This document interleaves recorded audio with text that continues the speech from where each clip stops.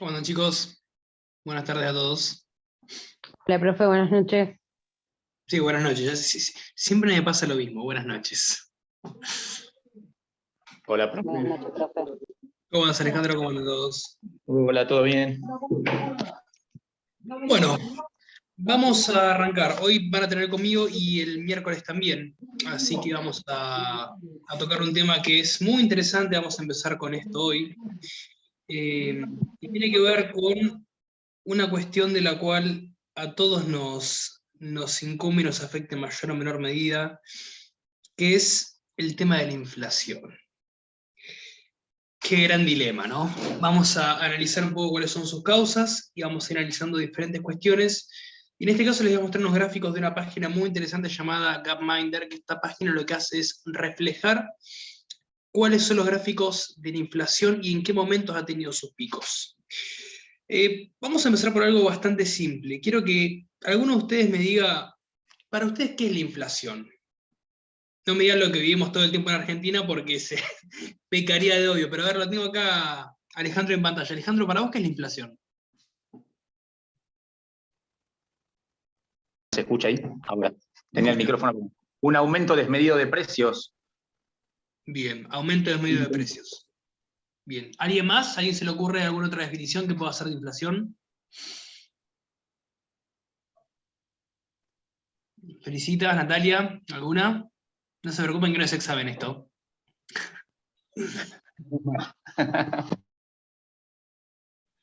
No, eso, un aumento general, no de algún producto o un bien en especial, sino un aumento en general de todos los precios.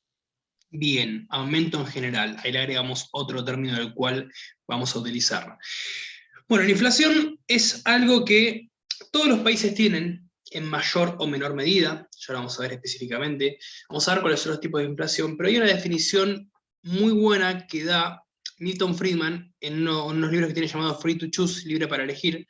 También hay una serie que él hizo, protagonizada por él. Él dice, la inflación es como el alcoholismo.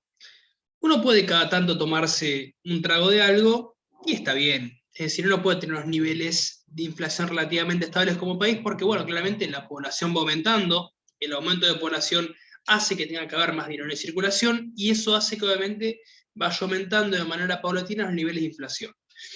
Desde que se desencadenó la Primera Guerra Mundial, como ustedes saben, en el 14 ahí empezó un proceso de inflación en todos los países que eso ha ido cada vez en aumento. Algunos la han tratado en menor medida, otros en mayor medida. Pero la inflación siempre tiene que ir en lo posible acompañada de un crecimiento y un desarrollo productivo para que justamente no rebase este incremento de la productividad y puedas estar acorde a los salarios, a los precios. El problema es cuando nos pasamos, siguiendo el ejemplo, de lo normal, que es tomar un poquito y ya quedamos en el alcoholismo. Entonces, cuando ya quedamos en eso, es decir, ya tenemos niveles de inflación muy altos, ¿cómo lo tratamos? Sobre esto Friedman decía, cuando ponía el ejemplo de que el alcohol es como, la inflación es como el alcoholismo. Lo más difícil es tomar medidas para frenarlo de raíz.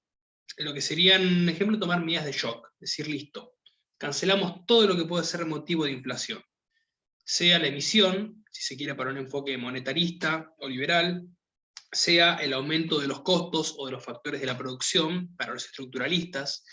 Ahora, eso va a traer consecuencias, porque vos, al frenar la emisión, desde un punto de vista, al frenar los costos por otro lado, vas a sufrir todo lo que te va a venir trayendo el no poder hacer uso de esos aparatos o herramientas que vos venías utilizando. En el caso de una persona que le encanta tomar alcohol, decís, bueno, ahora dejo de tomar.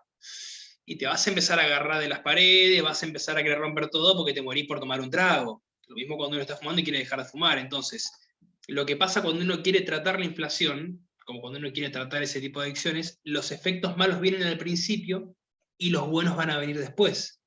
Es decir, cuando uno ya se recupera y dice, bueno, pasé tanto tiempo sin tomar, tanto tiempo sin fumar, bueno, pasé tanto tiempo sin emitir, tanto tiempo sin aumentar los costos. ¿Qué fue lo que pasó? Por ejemplo, Estados Unidos trató 4 veces de querer controlar la inflación y siempre se quedó en la primera etapa. Entonces, como no pudo aguantar la ansiedad que tenía de volver a querer la modificación de las tasas de interés, intentar y alentar el consumo por medio de la emisión del gasto público, no le quedó otra que volver a recurrir a lo mismo. el que sí pudo tratar esto, voy a poner dos países como ejemplo que después lo vamos a ver con el gráfico que le voy a mostrar, es Japón y Alemania.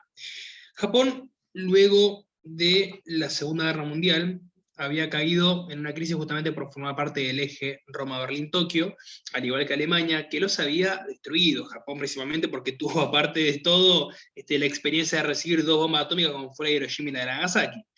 Entonces dijeron, vamos a probar a hacer un cambio brusco, y cayeron en una inflación que la verdad les pesó bastante, pero como ellos sabían cuál era la finalidad que tenían, vamos a empezar a ver en esta curva que cuando se empezaba a acercar la inflación, llegó un momento que ellos dejaron de emitir, por ejemplo. Entonces la inflación empezó a subir. Llegó un punto que estaban a la par, pero como ellos dejaron de emitir, empezó a bajar la inflación.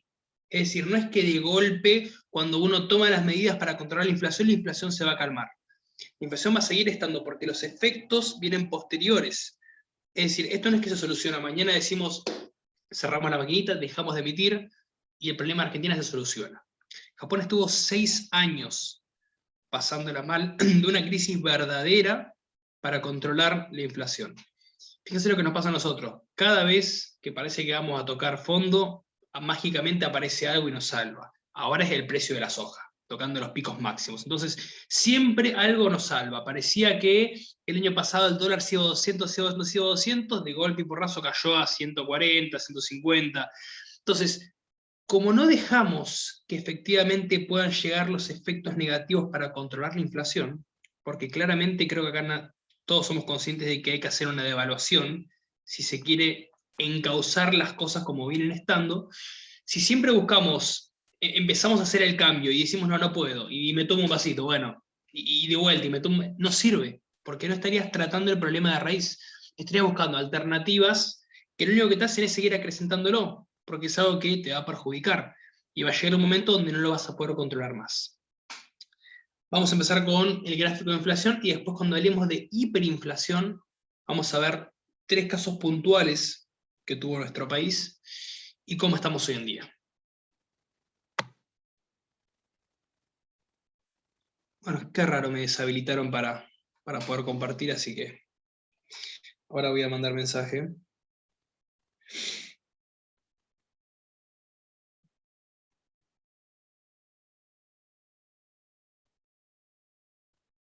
¿Quién está como coordinador, sería como hosting acá?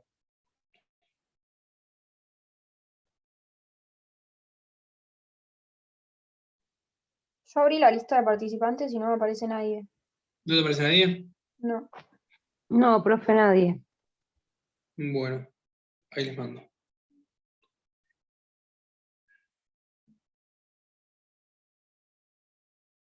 Ahí estoy mandando a los chicos.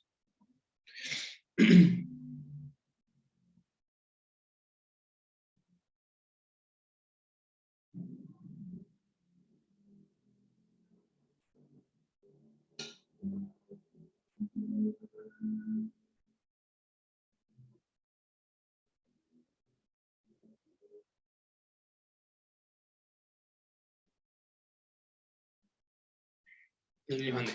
Bueno, sigamos. Entonces, como habíamos dicho, yo realmente lo voy a ir siguiendo desde el gráfico que tengo aquí, después lo vamos a compartir. Como ustedes dijeron, la inflación es el aumento de los precios, pero hay algo más que es lo que agregó Felicitas, que es muy interesante, que es el aumento generalizado. Y yo voy a agregar otra palabra, sostenido o continuo.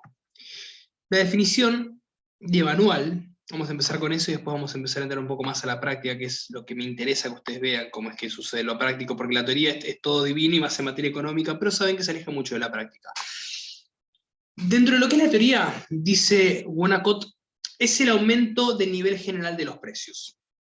A todo esto, Moyun y Becker termina agregando ese crecimiento generalizado y continuo de los precios de bienes y servicios de una economía.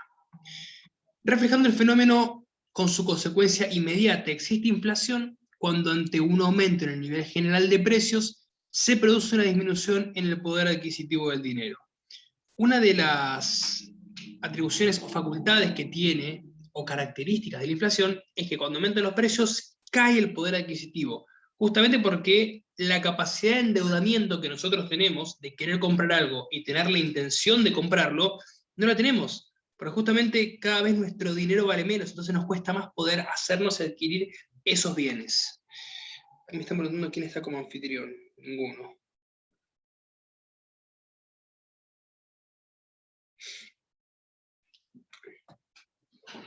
Entonces, ahora vamos a ver la gráfica que le voy a mostrar. Cuando aumentan los precios, lo que hace es caer el poder adquisitivo. Esa es una de las características fundamentales que tiene la inflación. Si seguimos viendo y analizando el Word que tengo acá, Andrés Noya dice que si lo comparamos con el cuerpo humano, por ejemplo, los precios serían como la sangre en la economía. Ante las variaciones de la presión arterial, si hay una leve variación en la presión arterial no pasa nada. Si hay una gran variación, sí afecta a la salud. ¿Qué pasa con la economía? Lo mismo, si hay variaciones en niveles de precios pequeñas, relativas, no pasa nada, pero si son grandes, sí afecta a la economía. ¿Y por qué no pasa nada? Porque como les digo, está bien que de a poco se vaya dando una pequeña inflación porque lo que hace es ir acompañando el crecimiento y el desarrollo que va teniendo cada sociedad en sí. Diferentes, si no se... A ver qué me están diciendo.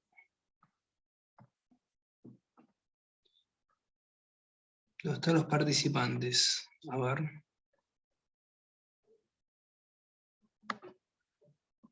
Donde están los participantes abajo que dice más, dice Sí. hacerse cargo como anfitrión. Si tocas el más. Donde dice acá en Claim Host. Sí, eso. Sí, ahí. Reclamar el rol de anfitrión. Acá me estaría pidiendo una contraseña que no sé cuál es. ¿Será la de la reunión? A ver, pruebo con la paz de la reunión.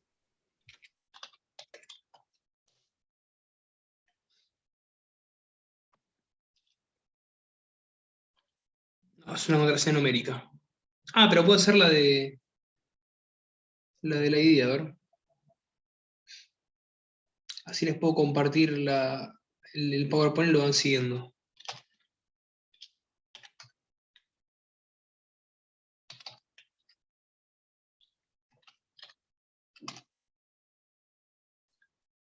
No, no es este.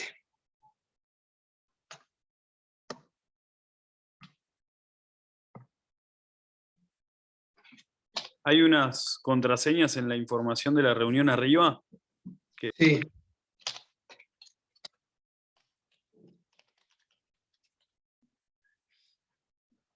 A ver, si ya solucionamos esto y yo les puedo compartir bien.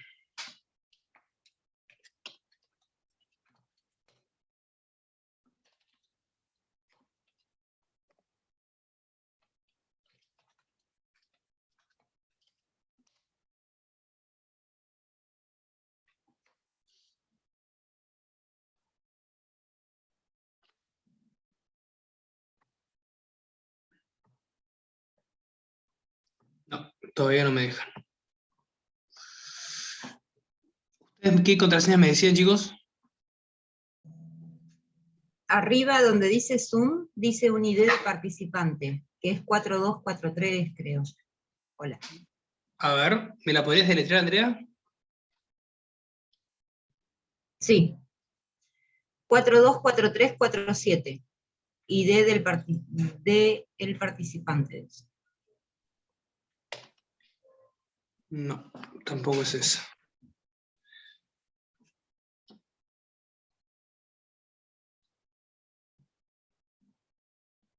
¿La numérica la probaste? Probé para entrar con la ID de acá y esta que me acaba de pasar, Andrea, recién. Hay una contraseña que dice contraseña numérica. A ver, cántamela. Es 6521 Sí, 286. sí.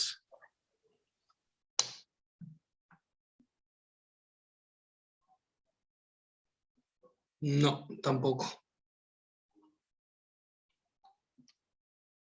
La tiene que tener la universidad, entonces. Sí.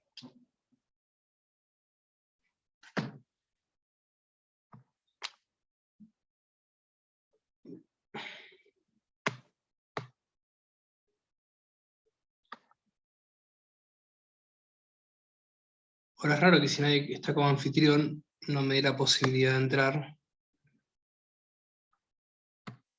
Me pide una contraseña.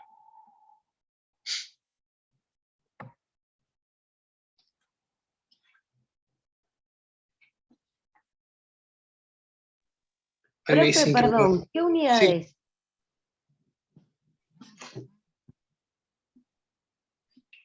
Si no me equivoco es la unidad 7 esta de inflación, porque también está todo lo que es la parte de crecimiento y desarrollo. Unidad 7. 7, sí. Perfecto, gracias. De nada. Ahí me dicen que ahora le van a avisar a Bedelía. Bueno, sigamos. Así no perdemos tiempo. Bueno, entonces como les estaba diciendo, vamos a ver un poco cuáles son las características de este proceso inflacionario. Ya habíamos anticipado algunas, ya dijimos que era general, dijimos que también es sostenido y también es significativo. Empecemos con lo primero. ¿Qué significa que sea sostenida, que la inflación sea sostenida? Bueno, lo que quiere decir significa que no haya incrementos circunstanciales, coyunturales, como por ejemplo el aumento de los precios del cereal por una mala cosecha. Puede ser que suceda. Ahora ustedes saben, como dijimos recién ahora, la soja está alcanzando niveles máximos. Supongamos que fuera al revés, que cae por una mala cosecha, no se podría considerar que en ese caso habría inflación. Porque justamente tiene que ser sostenido, tiene que ser generalizado, y que se pueda prolongar en el tiempo. Esas serían las características fundamentales. Miren que me están pidiendo la contraseña para entrar.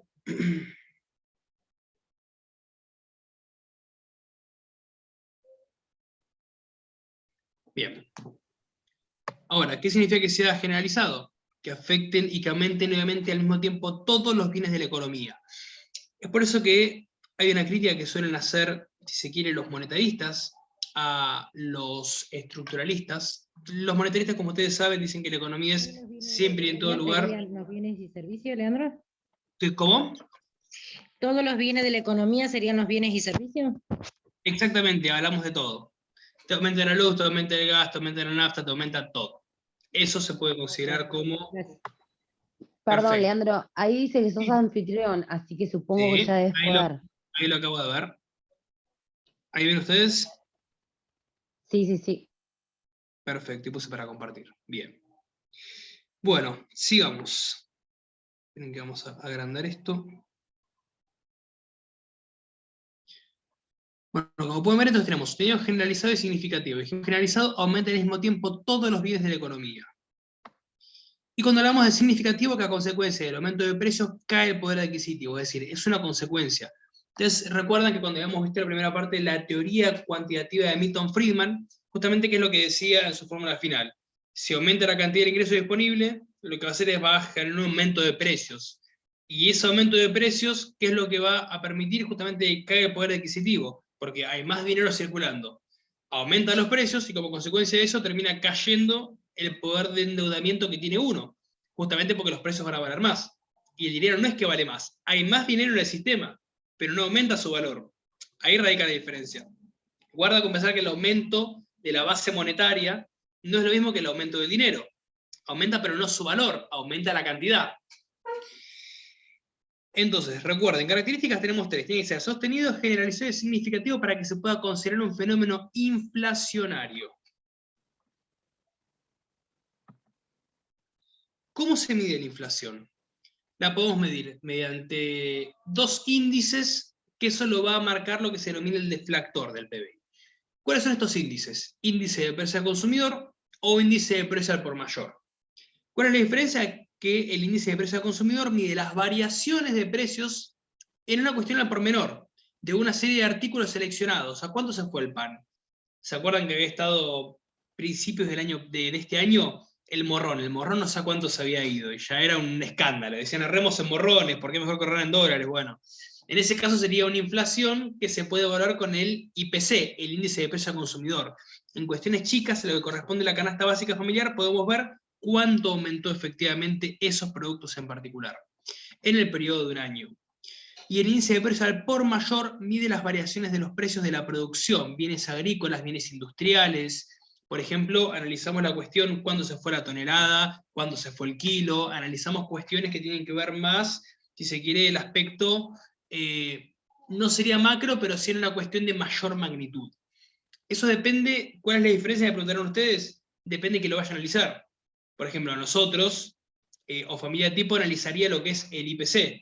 Si trabajamos en el campo, estamos en alguna empresa, vamos a analizar lo que es el IPM, el índice de precio por mayor, que es lo que nos va a influir a nosotros en decir cuánto es que se fue el precio, cuánto me sale a mí vender ahora la tonelada, cuánto me sale vender el kilo, cuánto me sale todo lo que tiene que ver con la reposición y la mantención de lo que yo tengo, a ver si efectivamente puedo ver reflejado en eso cuánto es lo que yo tengo que calcular como para poder llevar a cabo el ajuste necesario.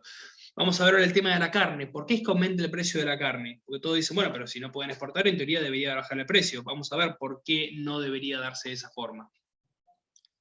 Y el deflactor de PBI es un índice de precios que lo que hace es calcular la variación de los precios de una economía en un periodo determinado utilizando el PBI. Mide variaciones de precios de los componentes de esa macromagnitud. Entonces, el deflactor es una fórmula que se utiliza y que se toma como referencia el Producto Bruto Interno, la cantidad de bienes y servicios que se producen en el periodo de un año. Con este deflactor, con este índice, vamos a ver qué es lo que medimos, el índice de precio por mayor o el índice de precio a consumidor. Depende de lo que querramos hacer la equivalencia respectiva. No los quiero complicar en esto porque son cuestiones más de economistas y como ustedes saben, a mí no me gusta meterlos ni en gráficos, ni en porcentajes, ni en toda esa cuestión. Quiero que ustedes entiendan cuál es la consecuencia o desencadenante del fenómeno de la inflación. Vamos a la tasa de inflación. La tasa de inflación es el porcentaje de variación a nivel general de precios entre dos periodos consecutivos. Acá lo que se hace es medir cuánto es la inflación de un periodo, cuánto es la inflación de otro periodo y cuánto es la tasa que tenemos. Ustedes ven que ahora nos están diciendo que la tasa que tenemos es de un 4,1% mensual. Y nos dicen la tasa es del 4%. No, mentira. Porque aparte se analiza en una cuestión anual. ¿Cuánto es la tasa anual que tenemos? Como general, en nuestro país no podemos calcular la tasa anual, porque es tan variable la cuestión que se va calculando de forma mensual. Entonces, en enero había sido un 4%. Ahora, en febrero creo que un 4,1%. Ahora creo que estaba en un 4,2, 4,3%. Es decir, ya quedó desactualizado por lo que ellos dijeron. Vamos a mantener una tasa del 4%. Que no es 4%, porque si multiplicamos 4 en enero, ya tendríamos 8 en febrero, ya tendríamos 12 en marzo, y así va aumentando, siempre y cuando respete el 4%, porque ustedes dicen, bueno, tiene 4 en enero, 4 en febrero, no. Eso va sumando, se va haciendo acumulativo. Entonces, si nos ponemos a pensar, y tomando como parámetro y como referencia los números que supuestamente está diciendo el INDEC, tendríamos una inflación del casi 50%. 4 por 12 daría 48. Ahora, si ya tenemos comentado un poco, estamos diciendo que la inflación ya superaría el 50%. Y cuando la inflación supere el 50% ya estaríamos en contexto de una hiperinflación. Siempre y cuando eso no se dé de forma mensual, porque estamos hablando de que hay una inflación, si se quiere, camuflada, ya lo vamos a ver más en profundidad. Acá tiene que hacerse un ajuste, cosa que no se está haciendo, pero la inflación que tendríamos hoy en día oscilaría según la datos del INDEC, más del 50%. A mi forma de entender, la inflación que tenemos debe ser del 65%, 70%. Es mucho más de la que nos dicen. Y fíjense cómo será que ustedes quieren ir a pedir un crédito al banco, o si alguno, por ejemplo, tuvo la posibilidad de comprarse un autito y pedir un crédito que te dice, no, pero son en 36 cuotas, y no varía mucho, si minga no varía mucho. Te la ajustan al valor del auto y después terminás pagando el equivalente a 3 autos. ¿Por qué pasa eso? Porque el precio de la cuota te lo ajustan al valor del auto, al valor de la inflación real que tiene el auto. Si ustedes van a pedir un crédito al banco, el banco les dice, sí, yo te cobro una tasa del 50%. Vos decís, bueno, 50% está bien, se ajusta a los datos de inflación del INDEC. ¿Ustedes creen que es 50%? Eso es lo que les cobra como inflación, pero el costo financiero total que está dando hoy el banco del crédito, por lo menos en Galicia, porque tengo un colega que trabaja ahí y me lo dice, es de un 120%. Eso es lo que los bancos están cobrando de interés. Entonces fíjense si los bancos no se ajustan casualmente con la inflación, porque están cobrando más de un doble de la inflación. Si hablamos de los precios reales, del índice real, y para mí, como les digo, es un poquito más de un 60%, entonces estarían cobrando casi el doble. Los bancos siempre van a hacer negocios, por eso no conviene nunca comprar algo mediante un crédito que uno pague en el banco, sino siempre con plata en mano es mucho más fácil. Pero bueno, las realidades también a veces obligan a que uno tenga que pedir un crédito, lo cual resulta complicado. Después, si quieren, podemos hablar un poquito de eso. Bueno, sigamos entonces. Tasa de inflación. Ya estuvimos viendo cuáles son los porcentajes. Recuerden que medimos en 2 periodos, entonces, el año pasado creo que era más o menos un promedio de 2,5 o 3%. Ya este año se nos fue a 4%. Vamos a ver qué pasa el año que viene. O si llega a haber algún desplome de la economía. ¿Cómo pueden ser los tipos de inflación? ¿Puede Una ser pregunta. abierto? Sí. Pero para saber la de este año, ¿no tendría que transitar todo el año que viene para hacer una comparación? En O sea, realidad vos- sí. En realidad sí, porque es muy difícil que se pueda saber la inflación real, primero sin tener en cuenta la cantidad de dinero que se emitió. Porque no tienen idea de la base monetaria, justamente porque no tuvieron presupuesto el año pasado, entonces no tuvieron estipulado cuánto es lo que se emitió. Y cuánto de ese dinero entró efectivamente dentro del circuito económico, porque al estar en pandemia, muchas transacciones se hicieron de forma virtual. ¿Cómo hacen para controlar eso? ¿Cómo hacen para controlar la comisión que se cobra por hacer una transacción virtual? ¿Cómo hacen para saber cuánto hay, por ejemplo, en Mercado Pago, Mercado Libre? Que les puedo asegurar que hay bastante metido ahí dentro. Hay muchas cosas de las cuales la FIP no tiene control. A no tener control no puede saber cuánto es la inflación real, porque no sabe cuánto es lo que se emitió. Entonces, la inflación que dan es una inflación más o menos, por ahí debe andar. Si el año pasado fue un 3, le metemos un 4 ahora. Si fue una del 3 el año pasado, sería de una de 36%, y bueno, este año aumentamos un 12% más, llegaríamos a 48, casi 50. Está muy buena tu pregunta, porque relativamente no pueden saber cuánta es la inflación que tenemos si no se hace un análisis exhausto y detallado de cuáles son los números reales que tenemos. No lo podrían saber. Es muy difícil que se pueda calcular de forma real de inflación, porque vos tenés que saber cuál es el valor de los precios, cuál sería el valor de los precios futuros, eso también para calcular la tasa de interés. ¿Vos cómo haces para cobrar una tasa de interés, por ejemplo, en un alquiler? Y el alquiler va a ser el año pasado era un 30% anual. Ahora cambió la ley de alquileres, y la ley de alquileres que te dice, bueno, se ajusta la inflación. El año pasado era de un 15 semestral o de un 30 anual. ¿Por qué era así? Y porque más o menos se estipulaba que la inflación era de un 30 anual, siempre estaba un poquito por debajo de lo real, pero bueno, tampoco iban a matar al inquilino. Ahora, fíjate de curioso, ¿no? Porque vos, por ejemplo, para cobrar una tasa de interés, tenés que saber no solamente cuándo están los bienes ahora, a cuánto se van a ir, cuánto es lo que se debe emitir. Tenés que tener en cuenta muchas variables como para ver cuánto pones una tasa de interés. Por eso siempre se suele poner un número mayor, para que uno claramente, si vos vas a cobrar un interés por un dinero que vos prestás, tu idea no es perder ni quedar hecha, sino obtener una ganancia. Los bancos ya se les vuela mucho porque el interés que te cobran es de una locura. Pero los alquileres, quieras o no, estaban un poco desactualizados. Para el inquilino, joya, porque dice, bueno, con la inflación que tenemos, pagar un 30 anual no es mucho. Ahora se pegó un reajuste terrible porque no conviene para un locador tener que poner a disposición de otra persona cuando encima no puede negociar como se hacía antes, se tiene que actualizar a un número mentiroso porque ahora tiene que actualizar sobre los datos del INDEC, y el INDEC no va a querer arrojar los números reales de la inflación. Entonces Lo siempre tenés le que va a convenir. inscribir. ¿Qué? Esto, que ahora lo tenés que inscribir en AFIP, lo tenés que tener Tenés que escribir declarado. una todo. FIP para que pueda ser oponible ante terceros, exactamente. Para que en caso de que vayan a iniciar una acción de desalojo o lo que fuere, necesitas que el bien se encuentre inscripto. Pero bueno, como yo le digo a mis clientes, y ya están en un departamento, lo que hacen es, pueden prorrogar el contrato, no lo renuevan y se ajustan por las leyes de la ley de alquileres antigua. De esa forma pueden mantener la relación contractual y lo pueden hacer durante 20 años más si quieren. Si tienen que hacer contrato nuevo, bueno, están complicados, pero si tienen que hacer, si esté por decir el contrato, prorroguen el contrato directamente y listo. Lo que hacen es actualizan los montos, pero mantienen el esquema básico con la ley de alquileres anterior. Bien, entonces dijimos, tenemos una inflación que puede ser abierta, se ve a simple vista, como pasa en el caso de Argentina, encubierto, reprimida, los precios están controlados, pero esconden aumentos. Esto fue lo que pasó en el 75 con la inflación que tuvimos, el llamado Rodrigazo, con Celestino Rodrigo. Se tuvo que hacer un ajuste de precios fuerte, sólido, y eso fue lo que hizo que salieran a la luz un montón de aumentos de los cuales la gente no los podía ver a simple vista. Estaban, no es que no estaban. Es algo muy parecido, lo que pasa en Argentina es curioso, porque vemos la inflación, pero también hay gran parte de la inflación que está encubierto, reprimida. Todos sabemos que el dólar como está es mentira, el dólar debería estar mucho más de 200.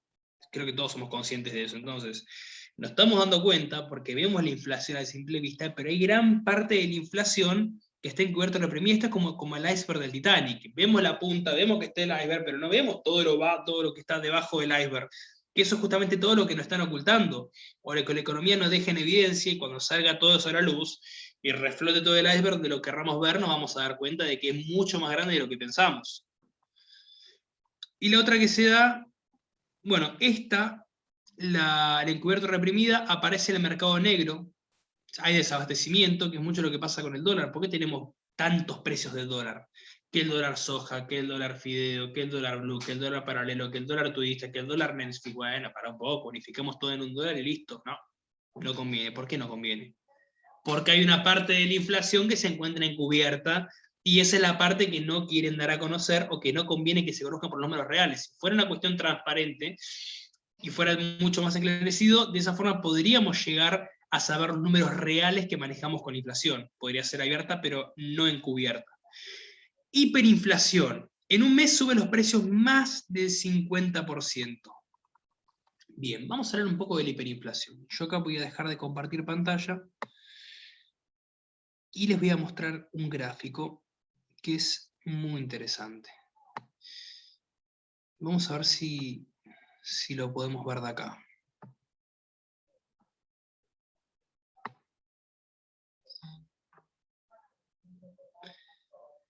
¿Ven ahí? ¿Ven el gráfico? Bien.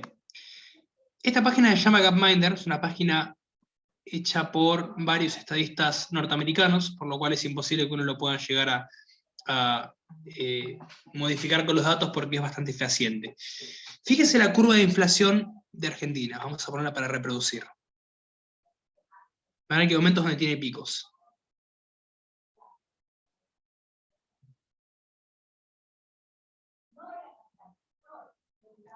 Bien, ¿qué fue lo que pasó acá? Acá tuvimos en el 69, acá donde hay una pequeña variación en la curva, como pueden ver, no es una variación tan notable como la que podemos ver justamente la del 89, pero lo que pasó acá, en el 69, que dio motivo a un leve aumento de la inflación, tuvimos el cordobazo. Después seguimos avanzando en el 74, y fíjense cómo se va en el 75, que tuvimos ahí el Rodrigazo, o Celestino Rodrigo. Después seguimos avanzando un poquito más, ahí estamos en el 83. ¿Qué fue lo que tuvimos en el 83? Justamente lo que es la vuelta a la democracia y una deuda bastante grande que habían dejado cuando terminó la época que tuvimos de los gobiernos de facto. Y después viene, fíjense cómo estaba, ¿no? En el 74, con el Rodrigazo llegó casi al 300%. Ven que lo dice 500, bueno, eso es en porcentajes. La inflación llegó casi al 300%. En el 83, cuando Alfonsín agarra el país, ya había una inflación que superaba los 500%. Una inflación que él intentó bajar y controlar, pero que después terminó desencadenando en una inflación de más del 3000% en el 89. ¿Qué fue lo que pasó en el 75? Bueno, ahí se hizo un plan de ajustes. El 4 de junio de 1975 fue que sucedió al Rodrigazo. Presidencia, ¿quién estaba? María Estela Martínez de Perón. Gestión de Brujo, deben saber quién es el Brujo, López Rega.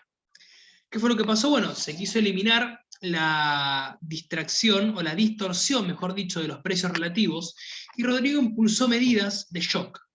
Medidas de shock que incluyeron una fuerte devaluación del peso. ¿Y eso qué fue lo que generó? Bueno, que aumente los servicios públicos, aumentó el transporte, aumentó el combustible, bastante similar a lo que pasa hoy en día, me asusta un poco cada vez que tengo que contar estas cosas. Aumentó hasta un 180%, casi un 200%. Las medidas dispararon la inflación de un 24% anual a un 200% anual. Después había ido un poco más, como les digo, casi a 300, después bajó la curva, y después volvió a aumentar nuevamente en el 83, 84, ya estaba tocando picos altos. Después se probó una medida para poder calmarla, pero claramente había mucha deuda pública que se había tomado, los dólares que tenía el banco no alcanzaban ni siquiera para las transacciones que se llevaban de manera cotidiana y habitual, motivo por el cual no le quedó otra alternativa al entonces presidente Raúl Alfonsín de hacer una fuerte devaluación, de la cual se fue al 3000%. ¿Qué fue lo que pasó? Fíjense la caída increíble que tiene. ¿Qué pasó en el 89? Deja la presidencia de Alfonsín, asume Menem, y con las medidas de Cavallo, de la ley de convertibilidad, logra un momento de calma, y no es que soluciona para siempre el problema de la inflación. Pero fíjense cómo estaba en el 99. ¿Ven que hay una leve variación? Bueno, eso fue la crisis del 2001. Ustedes dirán, ¿pero cómo? No fue una crisis inflacionaria, fue una crisis cambiaria, porque en el 2001 el dólar seguía estando 1 a 1. Recién se va 4 a 1 con la especificación que hace Duhalde, pero en el momento que explota todo en el 2001, el dólar seguía estando 1 a 1. Lo que pasó en el 89 es que se había ido a más del 3000%. Fíjense lo devaluada que estaba nuestra moneda. Y ahí teníamos los australes. Cuando viene Cavallo con la ley de convertibilidad, ¿qué es lo que él dice? La única forma que uno tiene de tener una moneda estable y sólida es dándole confianza. Se probó tener una economía bimonetaria en la época de Raúl Alfonsín. ¿Qué quiere decir esto? Que tengamos pesos y tengamos dólares, porque claramente siempre estuvimos aferrados al dólar. No servía, porque la gente obviamente iba corriendo a buscar el dólar. ¿Qué fue lo que hizo entonces Cavallo para darle esa confianza? Muy simple, con la ley de convertibilidad dijo, un peso va a valer $1. Entonces, ustedes eligen el que quieren. Si tenían la confianza de que era lo mismo, bueno, mucha gente dijo, dame pesos, si vale lo mismo. Otros, vivos, dijeron, no, yo sigo queriendo los dólares, sigo apuntando al verde. El tiempo les dio la razón a eso porque se dieron cuenta de que el verde nunca deja de ser el verde. Pero voy a aprovechar que tengo aquel gráfico y les voy a hacer la comparación que les había dicho con Japón. Quiero que vean qué fue lo que pasó con Japón y por qué les digo que tuvo esa recuperación tan importante. Vamos a ponerlo aquí en el gráfico.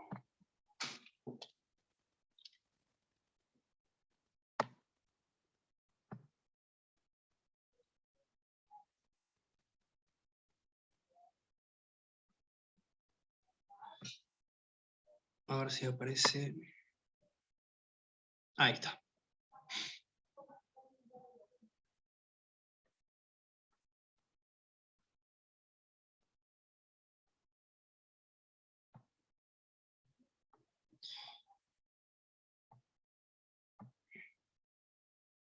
Y esto me va a servir a mí para mostrarles a ustedes la comparación de por qué les digo que tuvo un momento complicado Japón, y qué fue lo que tuvo que hacer y cómo bajó la inflación a llegar a unos niveles bastante significativos hoy en día.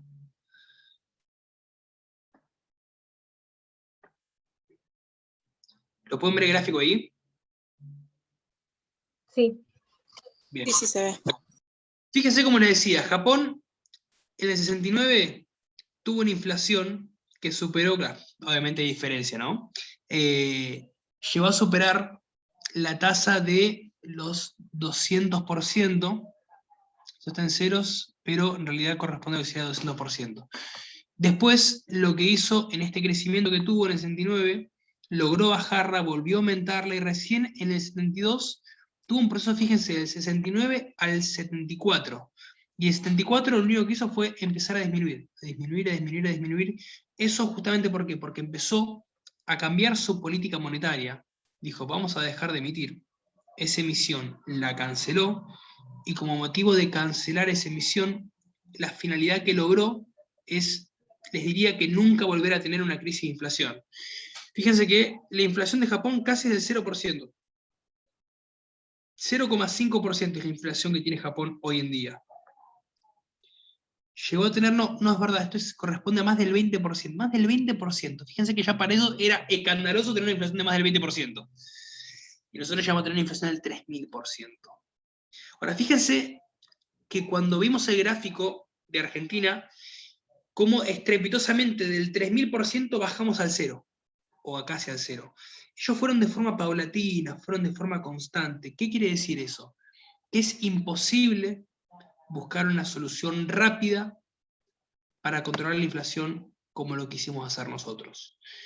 Sin sacarle mérito a las medidas de Domingo Cavallo, porque la verdad que para mí en su momento fueron acertadas, pero debería haber sido algo constante, algo que se pueda llegar a perdurar en el tiempo. Claramente eso tuvo consecuencias, porque todo lo que se había tomado de deuda pública después desencadenó en lo que fue la crisis del 2001. una crisis donde si bien teníamos una economía de un 1 a 1, falso 1 a 1, porque también era algo ilógico pensar que podíamos acelerar nuestra economía en Estados Unidos, pero estaba pasando, se tomó mucha deuda pública que después costó poder afrontarla, y fue lo que desencadenó justamente en que la gente viera ciertas medidas que se habían empezado a tomar, como el blindaje, cuestiones que ya empezaban a hacer ruido en la cabeza de que esto no iba a poder ser sostenido por mucho más tiempo. Y efectivamente fue lo que pasó. Como idea no era malo. Yo creo que se tendría que haber tomado de una forma más a largo plazo. Fíjense que así todo, volvió a ser reelecto con una mayoría amplia Menem, en su segundo mandato, justamente por lo que se venía manejando las cosas en la década del 90 en materia económica. Si bien hubo muchos otros problemas, como por ejemplo ustedes no pueden desconocerlo, que fue la corte que tuvo Menem, la nefasta corte que tuvo Menem, porque la corte del 90 fue un desastre. Tal es así que en el 2003, Néstor cuando asume le dice a juicio político a todos, a Julio Nazareno, a Molineo Connor, a Boschiano, a todos, los raja a todos, y él empieza a poner a Lorenzetti, lo pone a Hayton, lo pone a Zaffaroni, pone a toda la corte, que entonces pasó a ser la corte de Néstor. Pero la corte del 90, que fue la corte también que avaló y les dio el indulto a los militares, una corte que fue muy discutida, pues si quieren yo les puedo pasar fallo de esa corte, la corte de Alfonsín era excelente, creo que era de las pocas cosas buenas que tenía Alfonsín, tenía una corte sublime, eran todos maestros. Motivo por el cual estas medidas que se han tomado han dejado en evidencia que se podría haber hecho de una forma más prolongada. El problema es si tenemos tiempo en Argentina, nos vamos a dar el tiempo para hacer las cosas de forma prolongada, porque lamentablemente acá acostumbramos a que el gobierno que viene tire abajo todo lo que viene haciendo el otro, por considerar que es absolutamente todo negativo, y cambiar todo el tiempo sus medidas, sus políticas. Los americanos no son santos de mi devoción, pero si algo puedo decir de los yanquis es que no importa si eran los republicanos o demócratas, supongamos que con todo lo que fue el año pasado puede ser que esté un poco más caliada la cosa, pero para la gente no era importante votar, o sea, el voto no es obligatorio, porque saben que gana un republicano, gana un demócrata, no va a haber grandes cambios estructurales. Acá sí. Acá de verdad que influye mucho quién es el que está actualmente, porque cada uno es peor que el otro, y siempre hemos hecho voto castigo, votamos a este porque creemos que es más malo, menos malo que el otro. Entonces nunca votamos a uno convencido de que puede llegar a cambiar las cosas. ¿Y por qué no? Porque tampoco hay ninguno que nos dé una posibilidad de proyección a largo plazo. Como les digo, las medidas para calmar la inflación no es algo simple. Esto requiere de un tiempo prolongado, de 4 años, de 8 años. Y recién ahí, tal vez a los 8 o 10 años, podemos empezar a ver los beneficios, volviendo al ejemplo de dejar el alcohol. Pero hay que ver si al argentino promedio le decís, y te la tenés que bancar 10 años de pasarla horrible, pero te juro que después de eso se soluciona todo. Con lo ansioso que somos los argentinos, que queremos todo para ayer, no para mañana, para ayer, no sé si vamos a tener la capacidad y la disciplina como tuvieron los japoneses o como tuvieron los alemanes, de lograr hacer ese cambio y adaptar las situaciones para poder llegar a tener una economía estable. Les pongo el gráfico de Alemania y vamos a pasar a seguir con el PowerPoint, que quiero que vean también cómo fue el caso de Alemania. El caso de Alemania es muy curioso porque lo que hizo Alemania es, una vez que terminó la Segunda Guerra Mundial, Alemania cambió su moneda. De un día para el otro cambió su moneda. Desapareció lo que era el marco imperial y apareció lo que era el marco alemán. ¿Y saben qué fue lo curioso? Que esta modificación la hizo un día domingo. ¿Y saben por qué la hizo un día domingo? Para que la bolsa de Wall Street no le pueda decir absolutamente nada. Los tipos cambiaron la moneda y ya cuando abrieron los mercados, ya Alemania tenía otra moneda. De golpe y porrazo. Fíjense. Acá, como para compartir gráficos, ¿lo ven ahí?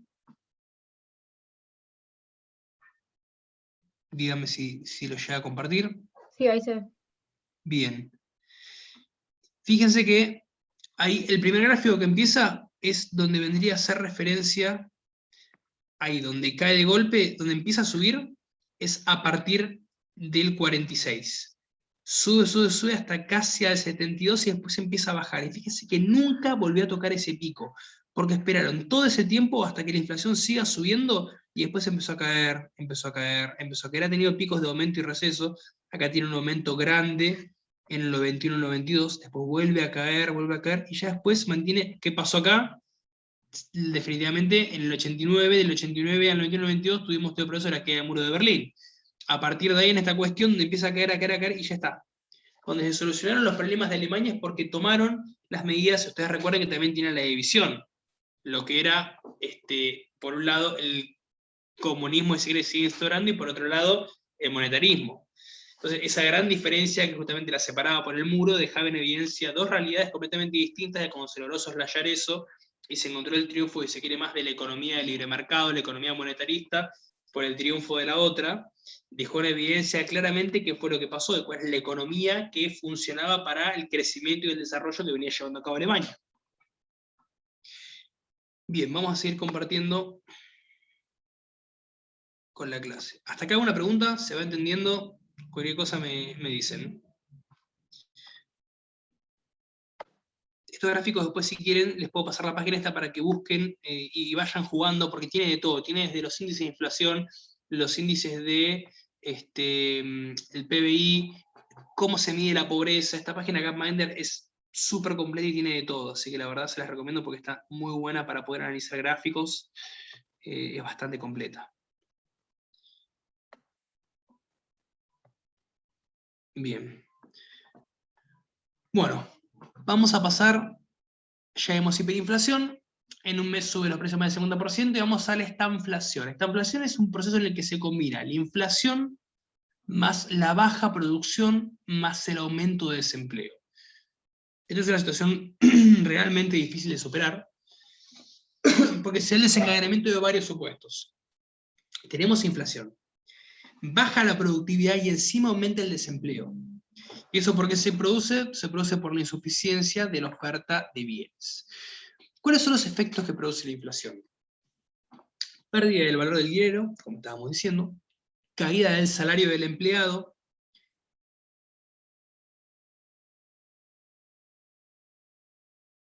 a la que realmente debería ser, y empresarios que pagan sueldo fijo, en vez de buscar un salario que se pueda ajustar a las realidades. Como ustedes saben, el salario es mínimo, vital y móvil. Al pagar un sueldo fijo, hace que lo que cada uno gane y percibe quede muy por debajo del nivel de la inflación, quede muy por debajo del nivel de la adquisición de precio de los costos, motivo por el cual no nos alcanza para nada. Entonces, lo razonable es que, como establece nuestra Constitución, en el artículo 14 bis, es que el salario sea mínimo, vital y móvil. Bien, vamos a las teorías tradicionales de la inflación.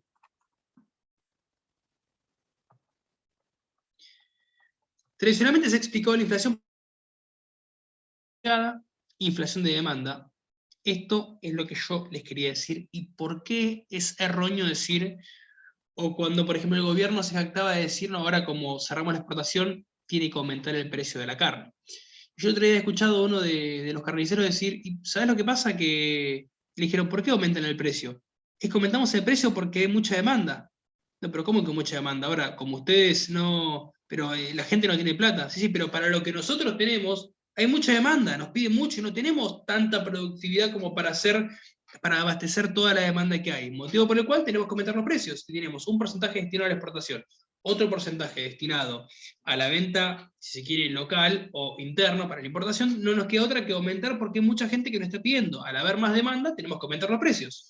Leandro, sí. El carnicero de acá del barrio nos decía de que ellos tienen que subir los precios porque directamente no están carneando, la gente no está vendiendo los animales para carnear, entonces se quedan sin carne. Y recurren a otro mercado a buscar, por eso es que suben los precios. Bueno, eso también lo plantea acá. Mira, vamos a ver esto que dice acá. En un nivel de pleno empleo o producción potencial, las empresas producen en cantidad suficiente. Pero si los consumidores incrementan su demanda, o las empresas no pueden producir más. ¿Y por qué no pueden producir más? Porque justamente, como muchas veces no saben a qué precio van a vender o a cuánto van a reponer, prefieren no producir más. Entonces, al no producir más, porque todos sus recursos están empleados, por tanto, otras empresas deben aumentar los precios de venta de sus productos. Entonces, esto es consecuencia de que, ¿por qué es que va a tener aumento en la carne? Porque claramente, pero un punto número 1, no conviene seguir movilizando y poniendo en funcionamiento todo el aparato productivo detrás de las empresas, porque no saben cuándo van a poder exportar, y por otro lado, al haber demanda, porque la gente sigue pidiendo, tienen que aumentar los precios, no les queda otra alternativa. Bien, ahora, esto ha tratado de ser explicado por varias corrientes de pensamiento. Los clásicos hablan de la teoría cuantitativa de la moneda. Este Jean Bodin, que decía, aumenta los precios porque hay abundancia de moneda. Esto usa algunas teorías como para ver otras realidades distintas. Los monetaristas de la Escuela Económica Estadounidense, que adquiere relevancia a partir de 74 con Milton Friedman, Universidad de Chicago, se nutren del liberalismo económico y proponen libertad de fuerzas económicas, contra toda injerencia del Estado en la contención de precios, contra cualquier política proteccionista, a favor de la privatización, el desempleo y depende del mercado de trabajo. Ellos postulan la reducción del gasto público. Entonces, para poder tratar justamente el problema de la inflación de demanda, hay que bajar el gasto público. Otra alternativa no queda. En Argentina tomó auge lo que es la postura monetarista, si se quiere, con el ministerio de José Alfredo Martínez de Oz, que fue gran partícipe y de los que llevó también a la crisis que fue la que vimos en la curva en el 83-84. Porque claro, con su sistema rentístico y financiero, ya lo vamos a ver, fue nefasto, porque la verdad, la forma en que ha manejado la estabilización de las empresas, las devaluaciones o reajustes que quiso hacer, se alejaba completamente de lo que podía ser un enfoque, como él se jactaba de ser monetarista o liberalista. En materia de inflación sostienen restricción de oferta monetaria, controles de dinero, aumenta la demanda agregada porque aumenta la cantidad de dinero por sobre el crecimiento de la producción. Entonces, lo que decían en materia de inflación es, si aumenta la demanda agregada, lo hace porque aumenta la cantidad de dinero. Esto es lo que plantea Milton Friedman. Aumenta la base monetaria, aumenta justamente la cantidad del precio de los bienes. Y el modelo más keynesiano decía, hay inflación si al aumentar la demanda agregada hay alto desempleo. ¿Se acuerdan que habíamos visto que él analizaba cómo controlar el desempleo, cómo controlar la inflación? Entonces, si la variación de la curva sube para un lado, se puede controlar el desempleo, pero puede aumentar la inflación, y si se llevan los determinantes para el otro supuesto, podemos controlar la inflación, pero no el desempleo. No se pueden tener las dos cosas juntas. O tenemos una o tenemos la otra. Esa es la inflación de demanda. La inflación de costos, ¿qué es lo que nos dice? Una empresa enfrenta 3 partidas de costos. Costos de bienes y servicios. Entonces, ¿qué pasa acá? Se tienen que adquirir más insumos. Si no se pueden adquirir los insumos, o están caros, o cuesta que se puedan obtener, no nos queda otra que aumentar los costos de los mismos. Esto se quiere el enfoque más que se puede llegar a tener desde los estructuralistas, como Raúl Prebisch, Julio Olivera, Aldo Ferrer.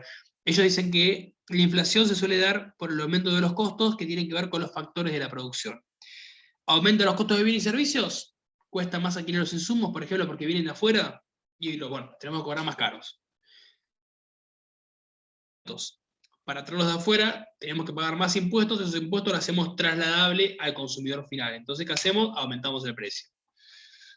Costos laborales son los más importantes, la presión sindical. Y ahora las cargas sociales van a ser de tanto. Bueno, entonces yo lo que tengo que hacer es aumentar más el costo de mi mercadería porque tengo que pagarle tanto de cargas sociales, tengo que pagar tanto de impuestos que me exigen y no me queda otra alternativa que por la presión tributaria y sindical tengo que levantar los costos. En este caso lo que se dice no es porque aumenta la cantidad de dinero disponible, sino que lo que hace es aumentar otras cuestiones, otros factores productivos y otros costos que hacen a que yo tenga que aumentar mi productividad, o los costos que yo estoy vendiendo el producto. Es que en Argentina pasa todo junto, porque tenemos inflación por demanda, inflación de costos, y ahora vamos a ver la que nos queda.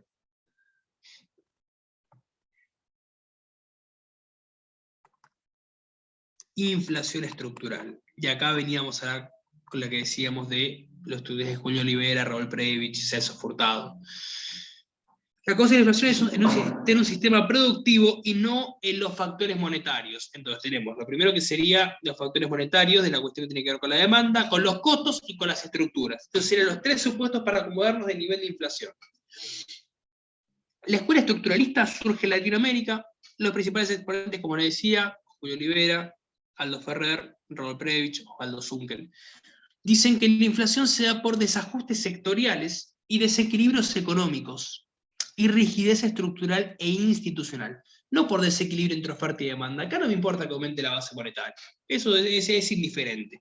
Acá lo que pasa es que hay un desajuste en los sectores, un desajuste sectorial, y los desequilibrios económicos o rigidez de estructuras producen que tenga que aumentar la inflación, o que se dé el fenómeno de inflación.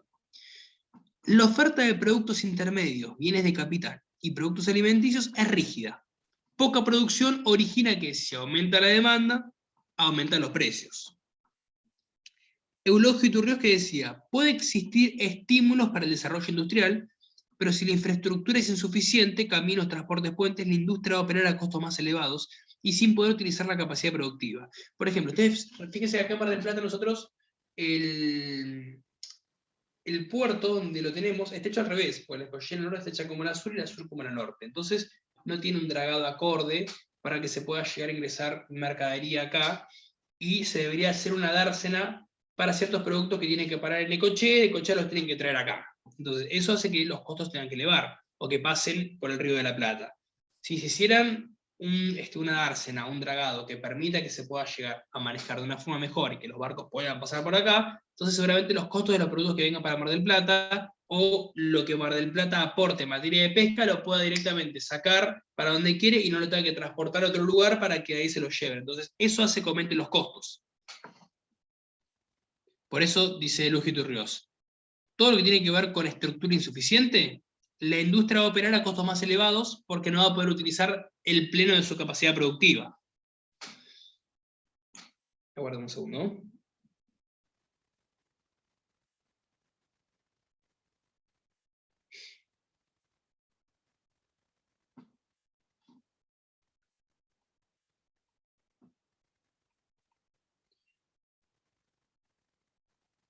Bien, sigamos. Después, Raúl Previch lo que decía es: con desarrollo se corrigen deficiencias estructurales básicas en un país. El crecimiento de países no industrializados depende, me quedé acá, de exportaciones. Por lo tanto, si en el sector externo hay contracciones, estas actúan en contra del crecimiento. Son variables distintas de cómo puede darse el fenómeno de inflación cuando son por modificaciones en los factores de producción, o que no tenemos las infraestructuras suficientes en la maquinaria, o aumentan los insumos, o el transporte termina siendo defectuoso, motivo por el cual tenemos que buscar una alternativa más viable, que no sea más costosa. Fíjense, por ejemplo, lo que pasó, había sido una noticia hace poco, no me acuerdo dónde había sido, se había quedado trabado un barco de carga y no sé cuántos millones y millones estaban perdiendo por día porque los barcos no podían pasar por ahí. Estaba frenando todo el canal. No me acuerdo bien cuál era el canal puntualmente. Esperen que lo voy a buscar.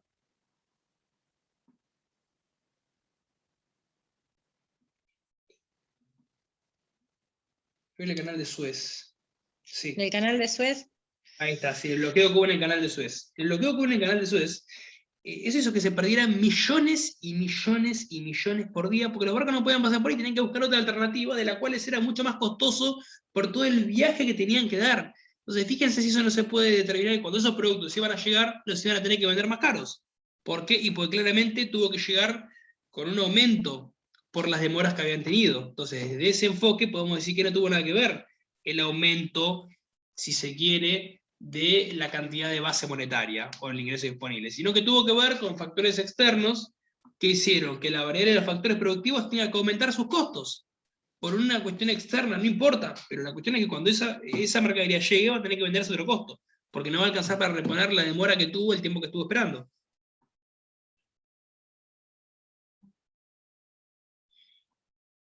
Bien, la CEPAL, Comisión Económica para América Latina, plantea el problema: es imposible comprender el fenómeno de inflación sin considerar las características estructurales en un país subdesarrollado. El problema como Argentina es que pasan de todo, le pasan las consecuencias de los estructuralistas, la de los monetaristas, la de los librecambistas y la de los que van a venir después. O sea, acá suceden todos los fenómenos de inflación posibles, pasan todos acá. Bien, causas y remedios de la inflación según el pensamiento monetarista y según el pensamiento estructuralista. Vamos a hacer la comparación con esto.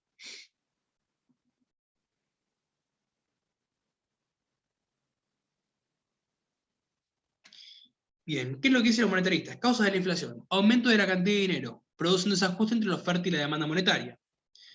¿Qué es lo que dicen los estructuralistas? Hay rigidez en la estructura productiva. Aumenta los precios porque justamente no nos da la posibilidad de hacerlo flexible. Remedios. Control de cantidad de dinero. Permite estabilidad del nivel de precios. Y el estructuralismo, ¿qué dice? Moviliza los factores productivos. Ahí tengo una simple comparación, y tampoco iba a entrar mucho en detalle porque ya se puede llegar a ver las diferencias. Y después acá, vamos a analizar realmente el caso argentino. Bueno, esto es un poco lo que les había contado. Acá había puesto que en Argentina las ideas del cuño estructuralista se verificaron con dos modelos, el nacional-distribuismo del 46 al 55, que fue el gobierno de Perón. Recuerden que dentro de lo que es la década del 30, después de Justo Ortiz Castillo Ramírez, el golpe de Farra en el 43, asume Perón en el 46, hasta el golpe del 55 en mano de Félix Aramburu, perdón. Después de Frondizi. Entonces, ese es el del 46 al 55. El desarrollismo del 58 al 62, justamente lo que fue las presidencias de Guido y de Ilia. Pero no quiero entrar mucho en esto, sino que lo que prefiero que tengan ustedes presentes fue lo que pasó con el Rodrigazo, lo que pasó con el gobierno de Isabel, lo que pasó justamente en el 83 cuando asume Alfonsín, lo que pasó con la hiperinflación del 89, y un poco qué fue lo que se fue desencadenando en la década del 90. Eso es lo que me interesa a mí, que sigan como esquema en línea del tiempo, porque deja ver reflejado los fenómenos de inflación más grandes que tuvimos y de hiperinflación, si se quiere, porque creo que la más notable que esa fue la del 89. Después les voy a pasar en un paper con las causas y consecuencias de la hiperinflación para que ustedes las tengan presentes, que eso me interesa que lo sepan. Y después nos quedaría ver crecimiento y desarrollo, que esto quiero que hagamos énfasis bien en la próxima clase, porque vamos a ver crecimiento y desarrollo, vamos a ver las causales que se dan, vamos a ver pobreza, distribución de la renta y desempleo. Esos son los temas que vamos a ver la próxima clase. Y vamos a hacer bastante énfasis en el tema del desempleo, cómo puede afectar, cómo juega con la inflación, y algunas cuestiones más que van a ser tratables con lo diario y lo cotidiano, que ustedes saben, me gusta hacer bastante siempre hincapié y énfasis en eso. ¿Hasta acá alguna duda, chicos? Bien, si no queda ninguna duda, los dejo libres, gracias a todos, y los veo el miércoles a la misma hora. Gracias, Gracias, profe. profe, que tenga buenas noches. A ustedes. Hasta luego.